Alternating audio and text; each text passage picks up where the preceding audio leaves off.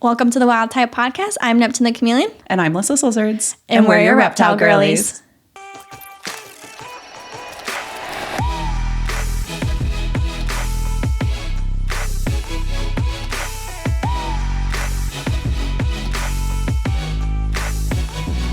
This one's for the wild type of girls.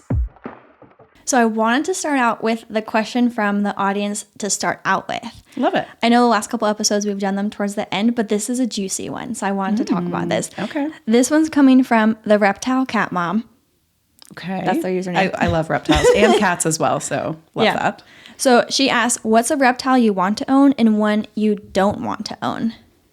Okay, I've got a long list of ones I don't want to own, that's for sure.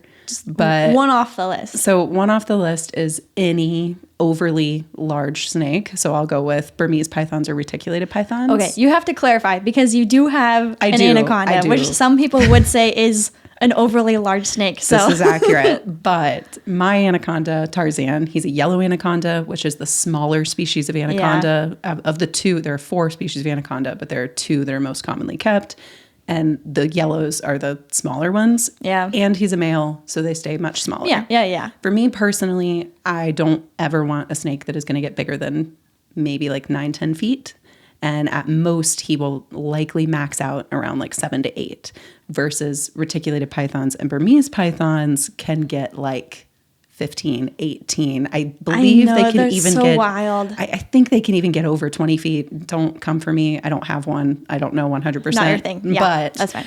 But they can get huge. And for me, that's just not one that I will ever have the capacity of space to be able to provide what I would want to whenever provide. I see so they always sell baby retics, you know, at expos and they're stuff. so cute. And then you see like an adult just chill and you're like, oh my, it just That keeps turns going into and that. going and going and going and going. And you're like, this thing is massive. It's crazy. So one I have on my list of species I don't want to own is also a snake, but just like a ball python. Just like, I just am not a snake girly. Okay, like I have zero interest. And never say never, but I have zero interest in owning a snake. I have so much admiration for them. I love looking at them at expos. You're definitely not necessarily like afraid of them either. No. It's not like any bad feelings towards snakes whatsoever. I'm not like scared of them. It's just not your thing. I just don't have any interest. And that's okay. Trust me, like I said, I have a laundry list of species that I don't want to keep, and half of them are because I have no interest. Yeah. So mine's just like snakes in general. You said big snakes, and I'm just like ball python. Even that is like. I mean, not to continue listing, but just an example. I have no interest in bearded dragons. Absolutely none. That's gonna. I'm so sorry. I think they're Some adorable. People are gonna come at you. I think they're adorable. I love them. I just don't want one. Just not for you? Yeah. That's fine. So, and then ones that I would want to keep. So there's again a million that I could pick from. Yeah. And we can do an episode on like dream species and like go into details, but what's just one? So probably what I'll say is like what I think might be like my next adventure in the reptile world is I would love to have poison dart frogs and mourning geckos. And you can cohab them, and that is something that I would be very interested in trying to attempt and seeing how that goes. Yeah, and those would be completely different than what you've kept before. So I think that would be super exciting. That's why I'm really interested in it. It's just because it's like totally off the charts, not what I normally keep. And and the enclosures would be completely different. The requirements would be completely different. Diet would be would be new territory for sure. Completely new territory, which is why I'm interested in dipping my toes in those waters. Yeah. Mine, not surprising, is a chameleon. But different kind of chameleon. Okay. Yeah. So I would really love a Meller's chameleon. Oh, yeah. You've been wanting one of those for a hot minute, though. But they're so hard to find in captivity. I know. So hard. If you guys haven't seen a Meller's chameleon, please look them up. Is it just because they aren't bred often in captivity? Yeah. Okay. Yeah. So very few people have them in captivity. And there's this one guy who has a pair, and he did have eggs, but they end up going bad. Oh. So, because I DM'd him like ASAP when he announced he had eggs, and I was like, let me know. So it's just the fact that like there's just so few in captivity in general. Yes. Okay. So then there's even fewer people who have two, or a male or female. Yeah. So it's not so much that they're just hard to breed versus just scarce. It's just availability. Got it. Just a lot of people don't have them. But they're yellow and green. They're big. Stunning. And they've got black spots on them. Like, that is like your kryptonite. I know. So anyone who's Dalmatian, listening, everything. I have a pet Dalmatian. Like I have a dog who is a Dalmatian. And your crested gecko I have a crested gecko who's a Dalmatian. My favorite ball python morph is a banana, which has spots. I'm just like... You're a sucker for the spots. So if you give me a chameleon that has spots on it... Come on. Game over. Yeah, that's like so up your alley. Oh my gosh. I'm sold. Yeah. So... Anyways, thank you guys so much for submitting your questions. Be sure to follow us on Instagram at the Wild Type Podcast because we throw up Q&As and then you can submit your questions and then we'll answer them on the podcast. So be on the lookout for that. But for our main segment, you got to get a bucket of popcorn. It's a good one. Get ready. It's a good one. So we're talking about movies. So with movies, there's typically animals in them. And I think it'd be fun to discuss both the pros and cons, the benefits, and maybe some of the bad stuff that's come with having reptiles in movies. There's a lot to talk about on this category, for sure. I think previously, we've talked about Tangled, right? Yes. At Tangled, a high level. That's like, honestly, that's the number one that I think. Yeah. Oh, it was when we were talking about names. Yes. Right? And we brought up Tangled and Pascal. Yeah. So I did a whole YouTube video just on this. I've made multiple TikToks on the impact of the chameleon hobby specifically. Totally. With Tangled because Pascal, my 2 cents, gave unrealistic expectations. And people are you kidding? Oh, the expectations of these children to have a spotted, like... He turns into a flower. It's crazy. It's crazy. He literally camouflages into a flower. So here's my thing. And like, this is why this is a discussion, right? And we would love to hear your guys' thoughts. Yeah. But people will come at me and they're like, it's just a movie. Like... movie magic, it's Disney, don't make a fuss over it. I have also had the exact same thing because there are ones that, and I'll go through my list of other movies, but there are so many different things and I've made videos on it as well, and people say that exact thing of it's just a movie, and it's like, okay, I get that, I understand, because obviously movies can't be super realistic all the time. That's we know that. Yeah. And there's a whimsy element of like, course. Having your best friend be a chameleon. And one of the other ones I had on my list was Frozen with the little salamander Bruni. Yes, so cute. I'm obsessed. I have the Funko Pop of him. I have like a little stuffed animal of him. I love it. Okay, that is a huge pro though of having all these reptiles in the movies, as you get all these like cute little. We get all the little. I'm a knickknack lover. I'm a maximalist at heart, so I love any and all knickknacks that are reptile themed. Love it. And Bruni the little salamander was so freaking cute, adorable. But I wouldn't be surprised if a ton of people went out and tried to get salamanders as pets after that, just like people went out and tried to get chameleons as pets after that. And people are like, oh, well, people will know better and they know, That's not true. They don't, though, because you know how I know? They end up in my DMs. They're like, literally. I got a chameleon because of the movie and I named it Pascal. Or they literally don't even have to tell you that it's because of the movie. They're just like, hi, I would like help with my chameleon Pascal. And you're immediately like, oh, no. Understood. I know exactly what happened. Come to me. I will help you. Yeah. Let's take care of this. It's just hard because obviously we don't want to overanalyze movies and be like, canceling every movie out there. I'm really big on that. I think that's really important to know that it's fiction. And obviously some of it is magical, especially in things like, fairy tale Disney movies. Yeah, of course. But we have to understand that even just a movie has real world implications. Yeah. And I think those implications when it comes to animals are unfortunately life or death. Yeah. And so that's the hard part is, you have to kind of walk that line of like, how much do we emphasize this? Like, how much do we talk about it? Is it really that big of a deal? Is it not? It's just worthy of the discussion. And I think it kind of goes to like how much are they deviating from... True. Like they didn't show Pascal's enclosure, right? Like which is honestly probably for the best. Right. That's what I'm saying. Yeah. So like they didn't even show it. So you're like, you don't even have an idea. You don't have to worry about that. But then you also have no idea what the care for a chameleon or a salamander requires whatsoever. And just let me clarify. The reason I say it's probably for the best that they don't show an enclosure for him is because we know it's not going to be accurate. Yeah. It's a movie. To your point, it's just a movie. It's not going to be real. In the background of like a TV show and there's just like a glass aquarium tank thing and there's just like a turtle chilling in there. They're not even showing it. No. It's like slightly blurred out, but and I know like what's in there. All the time. And you're just like, what value does this provide None. for Yeah. For the visuals of the movie, like literally nothing. You could put books there. Yeah.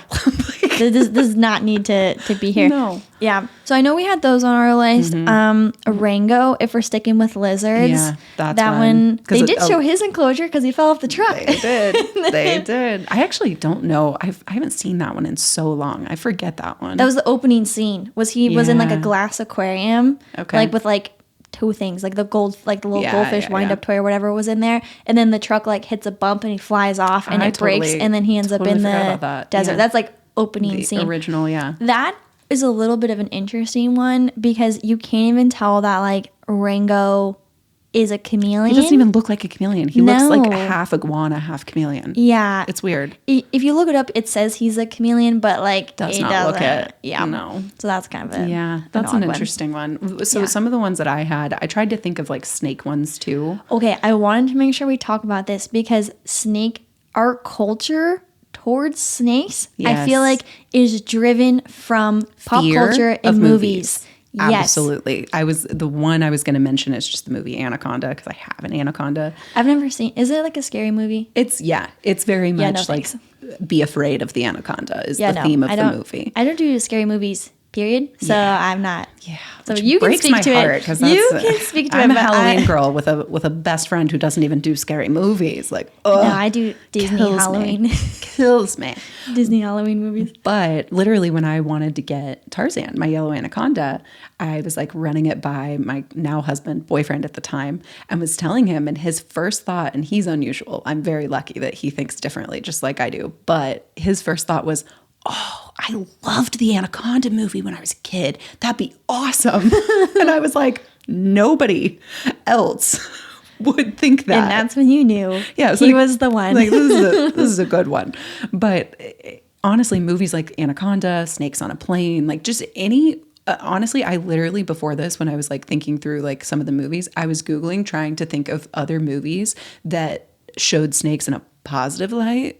Please let me know if you guys know of one that I don't. For snakes in a positive light. So have you seen the new Hunger Games movie? Yes. No, sorry. I have not seen it, but I've seen all the videos and I know there's like a lot of snakes in it. So there's a ton of snakes. I want to make sure we talk about this. So the majority of the movie does have the snakes in a negative light. They like use snakes as like a weapon, like and that's what I've seen. I've seen some of that. And I'm not giving away any spoilers, I promise.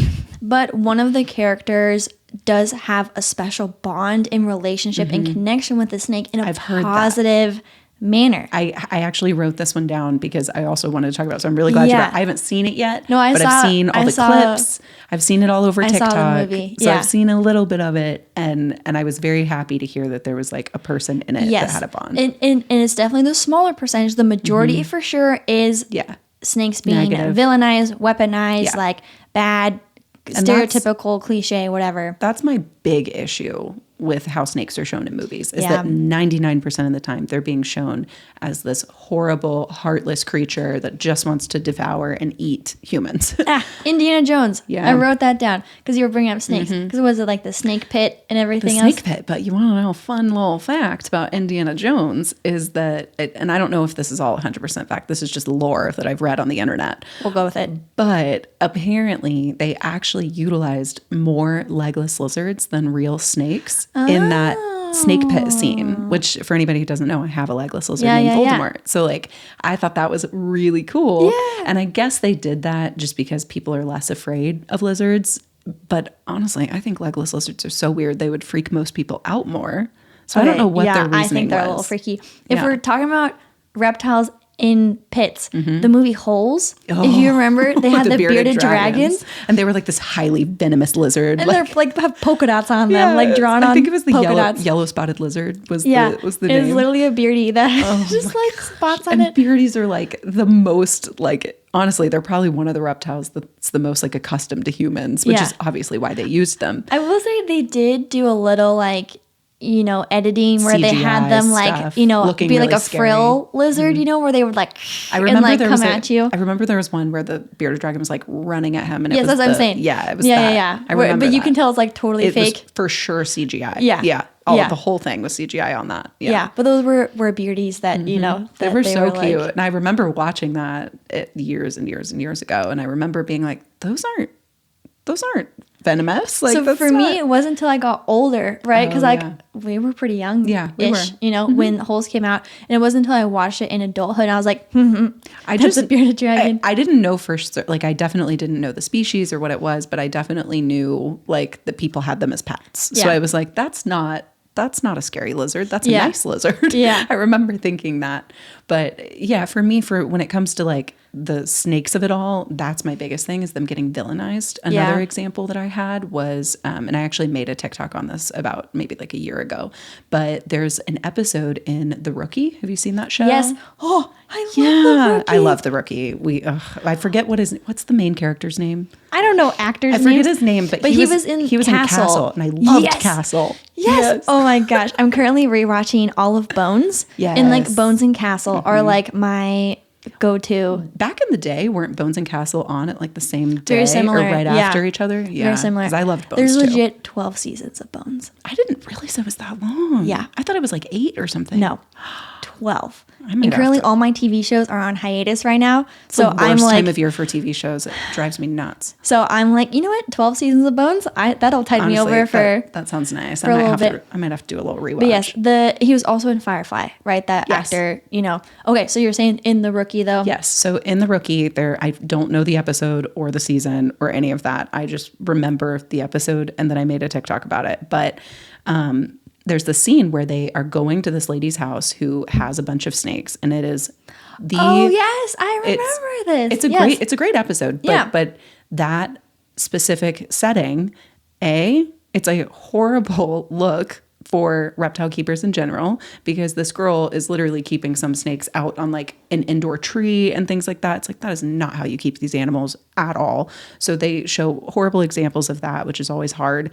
But the big thing for me is that the whole premise was the owner of the snake had one of the snakes get wrapped around her. Yeah. And so she had called 911, or somebody had called 911, and they rushed over there and were helping and trying to get the snake off of her. Yeah. And one of the main characters was talking about, you know, hey, like I have this injection, it'll make the snake pass out.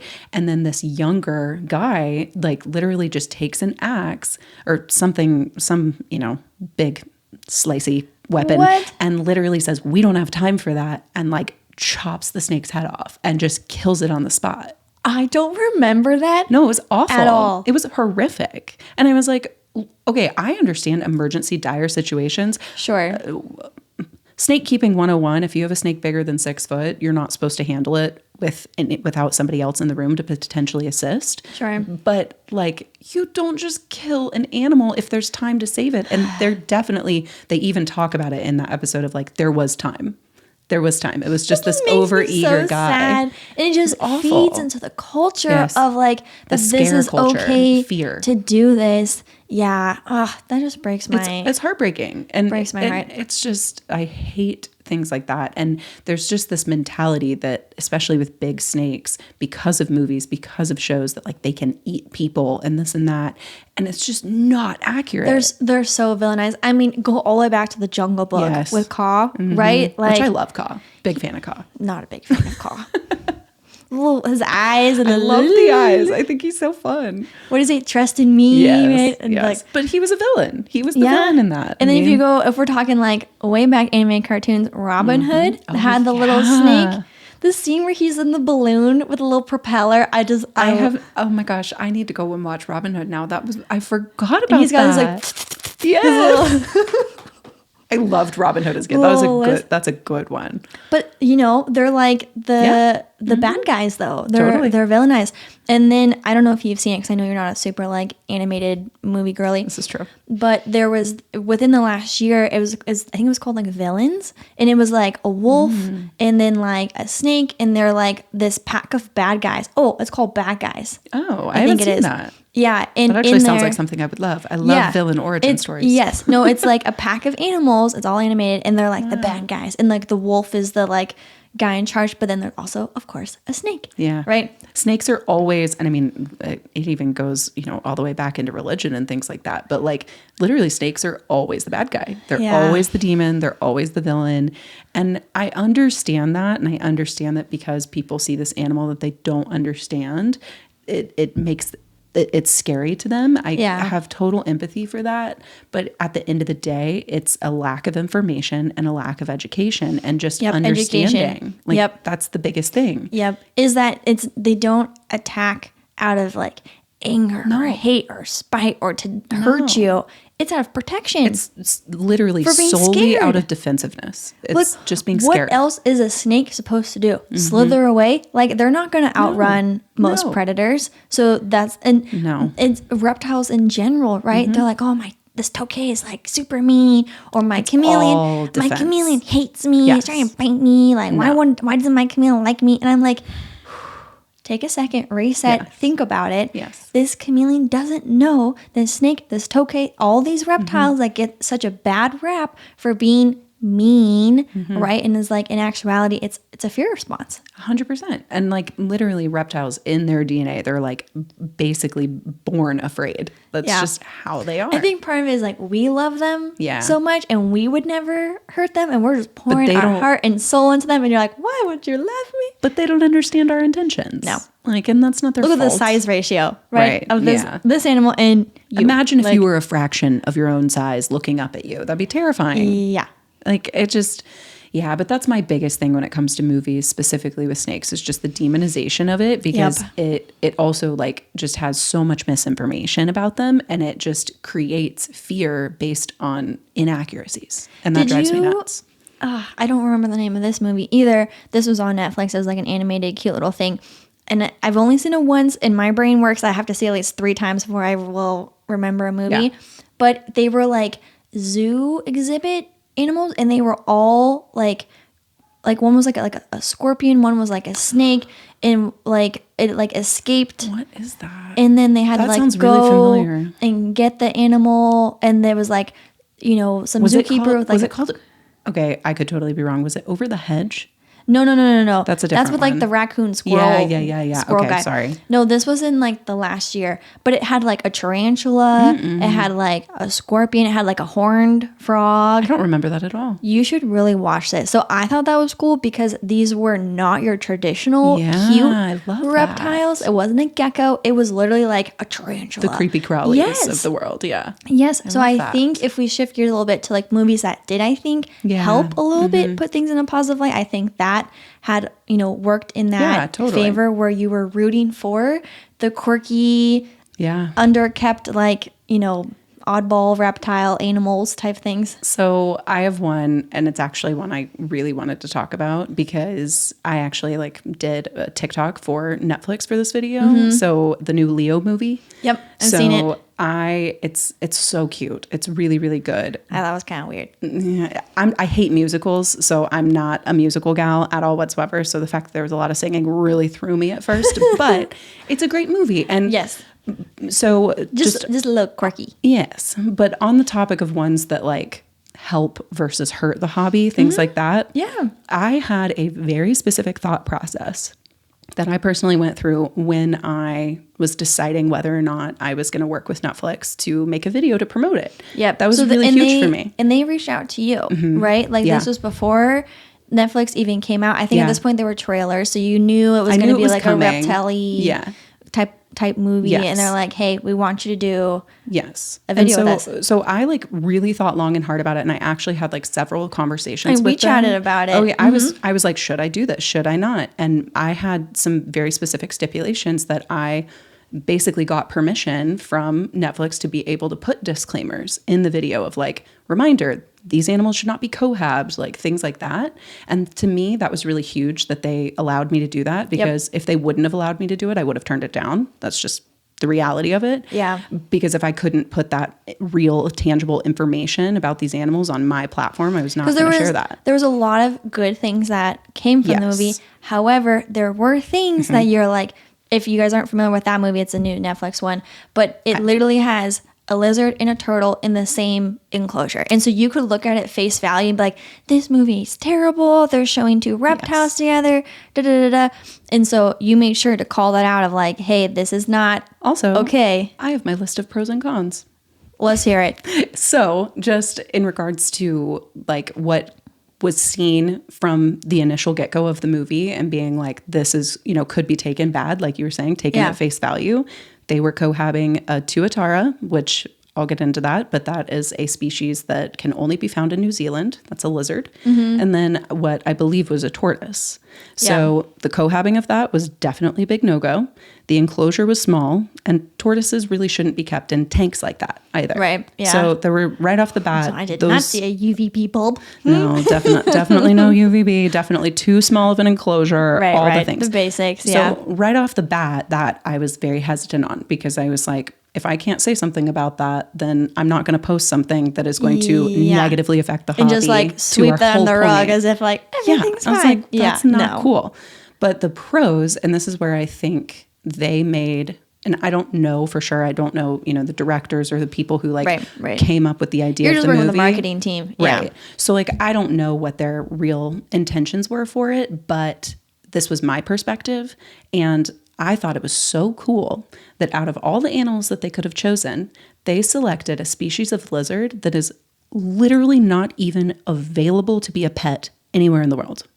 True. No kid can watch that movie and say, I want a tuatara lizard, and go get it. Whereas Finding Nemo was bad for the fish hobby.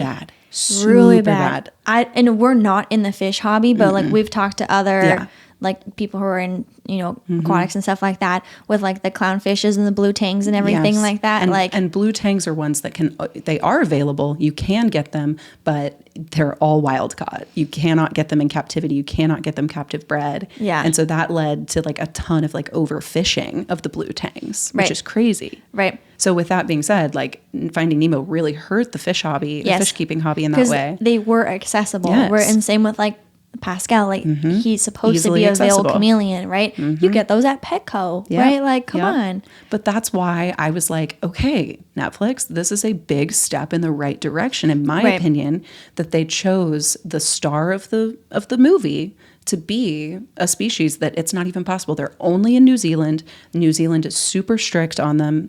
You literally nobody can ever have a tuatara unless you're going to a zoo in New Zealand. So I think thought that was probably cool. the closest people would think it would be is maybe an iguana. Yes. And people I hope not, aren't casually going out and just getting themselves an iguana, typically not. I mean, that's definitely been a problem, I would say. I think in the 80s and 90s, iguanas were really big and, casually kept often. Yeah. But nowadays, I think your 12-year-old's going to be like, hey, Mom, can I go get an iguana? And I think nowadays it's a little bit more common knowledge that iguanas get as big as they get. Yeah. So I think it's less of an issue. But that was a really, really big pro for me, because I was like, at least they chose the star animal to be one that is impossible to get. That'll hopefully deter more kids from going out and versus something neglecting. That's easily accessible. Yep. No, so that's a good point. I was a really big fan on that. They also just in accuracy, from an accuracy standpoint, tuataras actually can live to be 75 to 100 years. So they were correct on the age of it, which I thought was again just showing correct information, which I thought was cool. And then the last one that I had was they had some really good messaging on the animals there were some animals at a birthday party that were entertainment circus type animals, like a petting zoo. And they kind of had some really good messaging on how using animals for entertainment in that way isn't always ethical, isn't always good. The animals aren't always treated well. And in that same vein, they also spoke a lot to in the movie about how reptiles or animals being kept as classroom pets can be literally traumatizing for the pets and the animals and is not an acceptable or okay thing. So for me, I chose to do it because I thought that there were enough things that were beneficial and good in comparison to movies in the past that have had nothing good for the hobby. Was it flawless? No. But was it a step in the right direction? I felt like it was. And I felt like it had enough positivity, good messaging, and it hinted at a lot of things that I feel like a lot of movies about animals typically don't. So for me, that I thought that was just, it's a step in the right direction. I'm a big fan from that standpoint. Yep. So then you were comfortable putting your name alongside this. Because they had a lot of good messaging in it.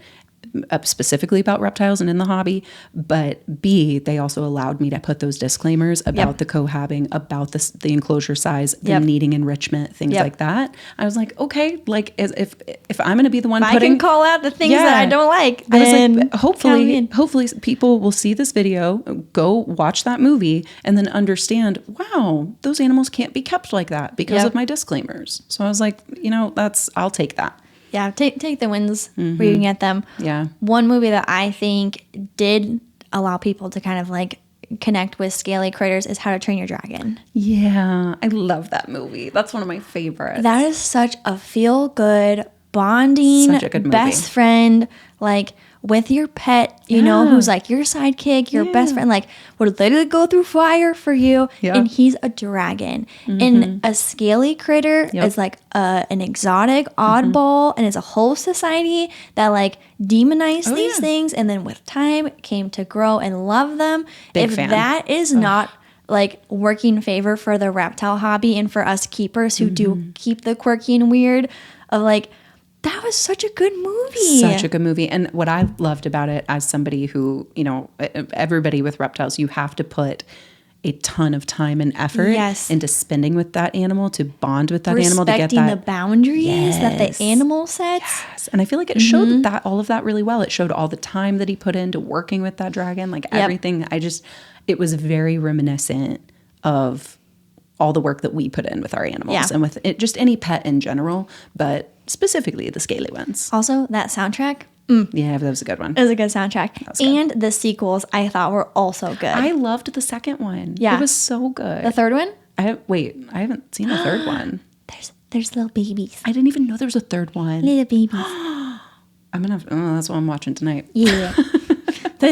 After you're done with this podcast, please go check out the How to Train Your Dragon movie series. No, that was a really, really good one. I would say that's probably one of the best. And obviously it's not specific to reptiles or specific to, pets. No, and that has nothing to do with care, right? I feel like these movies are kind of doing two things. Like, yes, the care, you could talk about Teenage Mutant Ninja Turtles and like how that set unrealistic expectations for care, But then there's also the relationship, emotional piece of it as well. And I feel like these movies have at least helped with that piece of it. Totally agreed. One I also wanted to mention, I think this is the last one, is Monsters, Inc. Oh, I wouldn't have thought about that. Why do you think that? Because they're like scaly, like the purple guy. Randall? Is it Randall? Yeah, he's Chameleon-esque, he is. right? And does like camouflage with the camouflage and all that. Yeah, I forgot about that. But it's a good one. While they're not necessarily reptiles, and Randall for sure falls into the reptile category. And that slug lady, what's her name? Oh yeah, was it Roz? I think it's Roz. I'm watching you, Wazowski. Yeah. So. But I thought that was cool because you like start out being like, I don't know how I felt with these monsters, and they're getting screams out of kids, But as time goes on, like you grow to this connection of like they're quirky and weird, like whatever. I know that's a little bit of a stretch, but for me, Monsters Inc. I mean, there's not a whole lot of movies that were positive for the hobby, but I feel like that one, maybe have changed some hearts along the way. That's just a fabulous movie in general. Yeah. But love that one. Were there any other ones on your list? Those were my main ones, yeah. Okay. So anyways, there you guys have it on like movies, things that good and bad. There's bad. I just think it's important when it comes to any and all movies, we have to look at it from like a realistic lens. It's most movies can't provide the exact specific 100% accurate information all the time. That kind of takes half of the fun out of movies. So we have to be a little careful about that. But we also have to understand and take it seriously sometimes too. GoldCoastRoaches.com is a small family business in Southern California whose goal is to provide the best food for the best pets. They have a great variety of feeder roaches available, including dubia roaches. But for all of our listeners in Florida, where dubia roaches are illegal, they also have Madagascar hissers, red runners, lobster roaches, orange heads, discoids, and death head roaches, plus an assortment of worms. So if you're looking to add in more variety to your pet's diet, give them a try. Order ship Monday through Wednesday with a satisfaction guarantee. Use code TheWildType10 to receive 10% off your first purchase. Hey guys, it's Lyssa. I'm all about bioactive reptile keeping, and that can be a challenging new adventure to start. I remember when I first started, and there are so many different components you need to focus on, and it can just feel really overwhelming. But luckily, I have some great resources to help you guys out. First are my idea lists, which are basically shopping lists on my Amazon storefront. I've put together all of these lists for most of the commonly kept reptile species like leopard geckos, ball pythons, New Caledonian geckos, northern blue-tongued skinks, and several others. Each list includes links to the majority of what that species would need for the perfect bioactive environment. My last resource is discount codes. I know reptile keeping can get really expensive, so if you're looking for some great discounts, always be sure to check my link tree, which is available in my social media bios at Lyssa's Lizards. It can be hard when you're first getting into reptiles to know what to buy and find a kit that actually has everything you need. Luckily, I've partnered with Pangea Reptile to make a chameleon kit that includes all the supplies you need to properly raise a pet chameleon. I created 2 different kits. The first is the basic kit, which has all the essentials, including the proper enclosure, heat and UVB bulbs, supplements, a hand pump mister, and more. And the second is the advanced kit, which includes everything the basic kit comes with, plus a Miss King mister, plant LED light, and fogger. The kits are available on my website, neptunethechameleon.com, and while you're there, you'll also find step-by-step tutorials, discount codes, and the answers to commonly asked questions. Thank you in advance to anyone who decides to purchase a kit, shop through my affiliate codes and links, and for tuning into the podcast. Now, I wanted to bring something up because last week we talked about dating apps, right? And all that. And this really weird thing happened to me, and I wanted to share it with you, and I wanted to share it with you guys on the pod. Yeah. So I have to give a little bit of backstory. So I have not been to the eye doctor since 2019. So I couldn't even really remember hold on. That clicked for me. 2019? Yeah. What? Yeah. And you wear glasses pretty frequently. Yeah. What? But I'm somebody who religiously goes every year. No, I haven't been literally since 2019, before the world ended. Oh wow. I can't speak much. I put a lot of things like that off too, so I feel that. So I had to track down who my old eye doctor was because I did not remember who they were. No. So I go to call them, right? And I just on Google hit their phone number. It starts ringing. Do you know what pops up on my phone? What? This picture of this guy who I don't really know, this name Logan, and then it says Bumble. It literally starts calling one of my old Bumble matches. And I was You're joking. And I hung up. I was like, what just happened? That is literally. Why am I calling someone I used to match with? That is nightmare fuel. So then I look up this guy, Logan, who I've never even met the guy, right? We were just a match. So I look up his number. Not the dentist, eye doctor. The eye doctor. I look up his number and I look up the eye doctor number and they're identical. So it's not like it was a mistype or something. And then I look at the eye doctor's Google number. I'm like, hey, got it. I go to their website. It's the same number. So I'm like, what is going on? I'm having a minor heart attack over here. This happened to me today. What? And I it was one of those it rang 2 seconds and I hung up, but it was enough for it to register. So it'd show up on his phone that it was a missed call. I'm kind of mad you didn't tell me about this until now, but also I understand why. So it's fine. Anyways. And so I'm like, what is happening? So then I'm like, obviously I have this guy's number, which means that, and I saved it in my phone. So I look up Logan in my messages. First pops up your husband. But then then I see Logan Bumble. I'm like, that's the guy. I have not texted him since 2020. And my message to him was like, hey, sorry I took so long to text you, but how's your day going? Or whatever, right? He never responded, which is fine. Maybe it was the wrong number? Either I got sent the wrong number and I got sent his eye doctor's number, or my other theory is that he changed his number because that's since 2020, right? It's been at least 3 years, right? So I'm like, maybe that's crazy. Between 2019 and 2024, that means my eye doctor has gotten a new phone number and it happens to be a guy my old Bumble match. That's bizarre. What? God, the older I get, the more I realize how tiny and itty bitty the world is, and it's terrifying. I just want to. It just was a weird thing that happened to me, and we were talking about day naps and whatever, and that is so bizarre. And the guy's name was Logan. Wow, my husband's name. Yeah. So, anyways, that you guys asked for that. Not that it has anything to do with reptiles, but just thought I'd share. That is so out of nowhere. Wow, bizarre. Your hair looks fabulous today, by the way. Oh, thank you. I just got done. Went to the salon. You did a lot of things today. Snip. Yeah, very productive. It's the new year, guys. I gotta get my eye appointments. I got other appointments set, all that. So I was literally in the chair and I know every girl goes through this when you're like, just a trim, Yeah. or you want then they something. chop off 6 inches. Yeah. Yeah. Are you the type of girl that you would say something to the hairstylist? Like they get all done, and they're like, so what do you think? Oh, and it 100%. was awful or not what you wanted. Oh, yeah. Like, would you say something, or would you just be like, looks great, and then you go and cry? Nope. No. I would say something. Yeah. For sure. Well, At what point would you say something though? When they're like all done, like would you trust the process, or as soon as they do something, you're like, I would say like I have a threshold for like what is or isn't like too bad or too good. Like, you know what I mean? Like there's like a level, like if it was really bad, I'm saying something. If it was just minor and I'm like, maybe I'll get used to it, then like, okay. But if it's past the point of like, I think I'll get used to it, then I'm saying something every time. Yeah. Luckily, sure. I haven't had any hair scenarios that were like really bad. I haven't either. I've had nail scenarios where I've had. You've told me about these. I want this cute squiggly design, and I like show the lady a picture, and she's like, "Yep, I can do that." She like felt super confident, and then she did like just like the first nail. I did not let her do all the nails, right? No. She just did the first one. She's like, "Looks great, doesn't it?" And I'm like, "No, I hate it. No, I'm so sorry." It just like.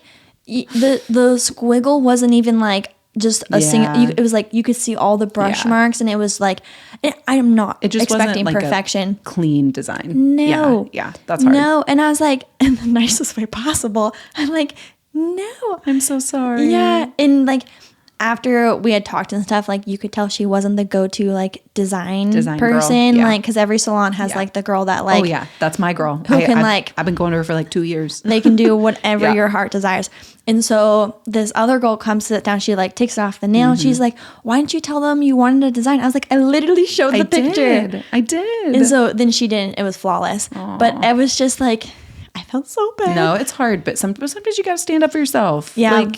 Like honestly, if you're paying for a service and it's not being done correctly, you should usually say something. But then those girlies, you see those TikToks, like the audio that's like, "This is what I wanted and this is what I got." And it's like terrible. The worst part, at least nails you can redo. Hair you cannot redo. It's hard to come back from that's rough. I've never cut actually. I completely forgot. I did have a horrible hair situation one time. I was in college, and it was back when like ombre hair. It was like a really big thing. Yeah, but I'm blonde, so I wanted like a blonde ombre, like a balayage. Yeah. Which basically, that's exactly it. I wanted what is now called balayage, but it didn't exist back then. You were ahead of your time. I was ahead of my time.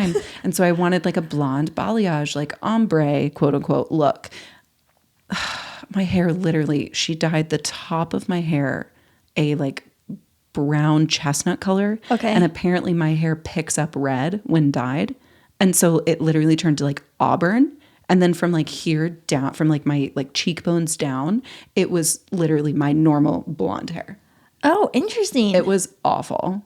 So this is good. Then that means that I won't ever do that. Because I've thought as someone, like, not that I would like totally dye my hair, but as someone who has red hair, I was like, and the balayage trend was hot, right? And I was so tempted because I wanted to be in on it, right? And I was like, oh, what would a like red hair to blonde balayage like look like? Your hair's too good. You can't. And it sounds like you experimented unintentionally. It was not good. And I didn't say anything in the moment, but I did reach back out to her in about a week, and I was like, "Hey, I'm really sorry. I'm not loving this hair. It is not the right color and shade for me, so I'm going to need to get it redone." Yeah. And so I had to get it redone, but it was that bad, and I was like, "I'm sorry, I can't." Yeah. So no, kudos to you, man. I also want to give myself kudos because you laugh, but this is well deserved. Okay. Yes. I had gone 2 years without getting a haircut. Oh wow. Like long. I mean, I go at least 6 months. So I paid the consequences of that because my hair was just breaking off on the ends. My hair was super long and it just shrunk because the ends were just trash. And so I went and they had to do like a pretty bad, like deep cut, like take off a good chunk to get it back to healthy. And they're like, you need to go every 3 months. So for 1 whole year, I've been going every 3 months to get my trim. So I already made my appointment 3 months from now. So that's why I want a little bit of kudos because I've been on top of my hair game, trying to keep it healthy. And I learned the hard way. And it looks great. Thank you. Yeah. No, you killed it. I go about every like 4 to 6 months. I definitely stretch it, and I'm well overdue right now. But that's good. Yeah. I'm glad you're going consistently. Yes, that's nice. This wasn't even our segment. No, we just went on a whole tangent. But it's just girl things, talk about hair, talk about nails, and reptiles. For our segment today, we have another Reptile Mom hot take. And yes, today's take is naturalistic is just as good as bioactive. Yes. So I think before we dive in and give our 2 cents on this, maybe we should help define the differences between naturalistic and bioactive. And I know this is totally right up your alley. So do you want to do the honors? Thing. Yeah. So, and there can be definitely different definitions of it. So if you guys have a different definition of what's naturalistic versus what's bioactive, let us know in the comments. Like it's definitely varying because there are so many different ways that you can do this. But what I define naturalistic as is bioactive is essentially its own little ecosystem. You have a cleanup crew. The soil is bioactive. There are microorganisms living in the soil that are helping with cleanup, that are helping with the plant growth and the plants and everything. And are live plants a requirement? That's what I was going to say. Okay. I've personally think that bioactive is, you can have a non-bioactive environment with real plants though. So you can have real plants, but no cleanup crew. And that means that it's not bioactive. What makes an enclosure truly bioactive is the cleanup crew in the soil. Could you have a cleanup crew, soil, and no live plants?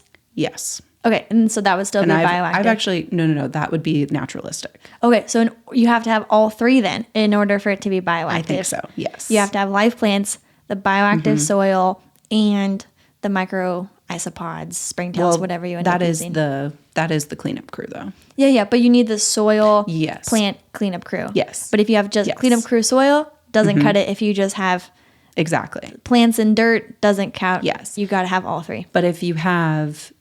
So naturalistic, what I would define as naturalistic is going to be more so you have substrate, you have loose substrate. You're using loose substrate, which a lot of people still don't do nowadays. And that's okay. You don't have to, but it is highly beneficial to your animals. So highly recommend. So what naturalistic will be is you essentially create what looks kind of like a bioactive environment, but typically with fake plants. One of the you're missing one of those pieces. Main elements. And typically what I see is that it's the fake plants versus the real plants and no cleanup crew is usually what I see.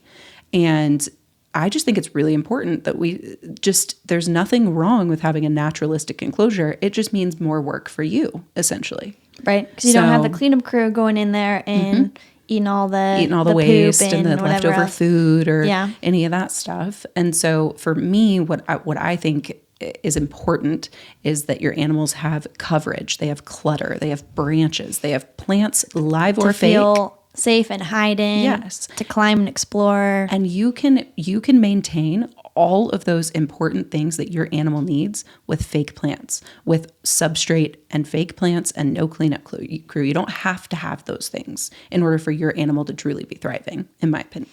Yeah. So my crested gecko's enclosure is bioactive. It is live plants, bioactive soil, and a cleanup crew. But my chameleon enclosures are naturalistic. They have all live plants and they have all natural branches, but they don't have soil or cleanup crew. Correct. But for me, that still provides enrichment and quality of life in the live plants. So mine is a little bit different, right? Because you're seeing a lot of people have the fake plants. A lot of people do that too, though. Yeah. Where they'll put some real plants in there and not have a cleanup crew. And I actually have done kind of a different variation of this for my snakes in the past, where I will have soil that has springtails and isopods in it, but then all fake plants because my snakes flatten real plants. Yeah. So I feel like fake plants get a really bad rap. Like fake is bad and just immediately like jump to that point over there. The reality is your reptiles don't know if they're real or fake. The only thing I can consider as like a potential risk is if you have a species that's known to be a plant eater. 100%. That's a really, really great point and caveat to make. Yeah. So chameleons, veils in particular, right, are one of those species that are notorious for being plant eaters. And so by using the fake plants, you are then not a guarantee, but at a much higher risk for them potentially ingesting the fake plant, impaction, death, huge important disclaimer. Yeah.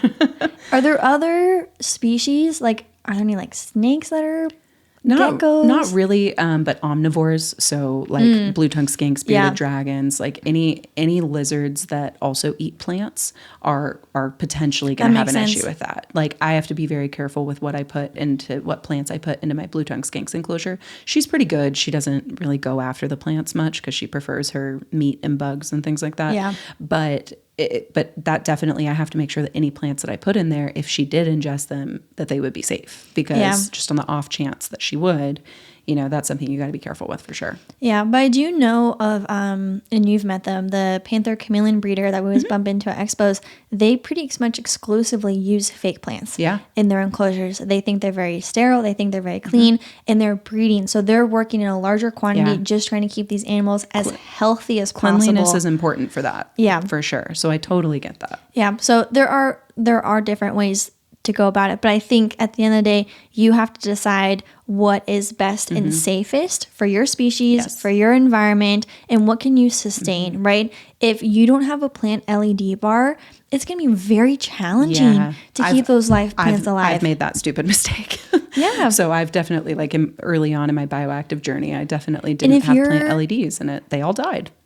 RIP. Yeah. And if you're new to reptile keeping, I think the learning curve with bioactivity can be a little steep. If you're brand new to UVB, you're brand new to supplements, you're brand new to gut loading, you're brand new to bugs, like that is a lot to learn. It's too much to take on. On top of setting up learning about bioactive stuff, but then also setting up a successful bioactive enclosure. It is certainly possible. Tons of people do it. Yes. But I think there should be a little grace and understanding that, hey, if you're just getting into reptile keeping, maybe start out with naturalistic, right? And I am all for that, because genuinely, I think it's so important to know that your reptiles don't know the difference between real and fake plants. What they do know the difference between is whether or not they feel safe and secure in that enclosure. Yes. And that's the most important thing. And you can achieve all of that with a naturalistic setup. Yep. And you could always start out naturalistic, and you could work towards a bioactive enclosure. You could gradually add in more live plants, or you have live plants in there and they're just itty bitty and they haven't grown in yet.